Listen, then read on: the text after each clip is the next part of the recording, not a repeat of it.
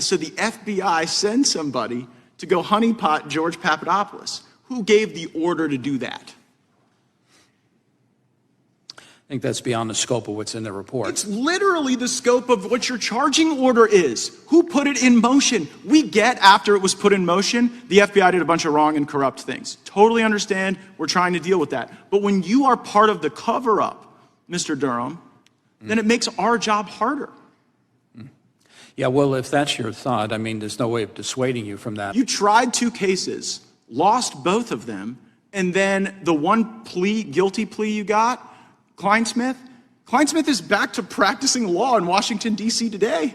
Yeah, that's beyond my control. Right, but the fact that you allowed that plea to occur, right, and then the punishment was insufficient, the fact that you didn't charge Andrew McCabe, you didn't convict the lying Democrats or the lying Russians, you didn't investigate Mifsud or the Mueller probe, even though, as we sit here today in black letter, that was your charge. Have you ever heard of the Washington Generals? The Washington Generals, yes. Yeah, and they're the team that basically gets paid to show up and lose, right? Well, I'm sure that the players who... The job of the Washington Generals is to show up every night and to play the Harlem Globetrotters.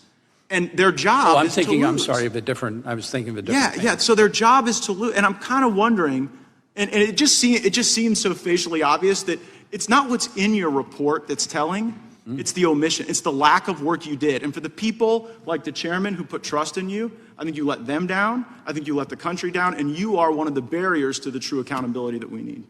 Do I get to respond to that or comment on that? Yeah. Well, I don't know if you've ever investigated a crime. I don't know that you have. You didn't investigate these, Mr. Durham.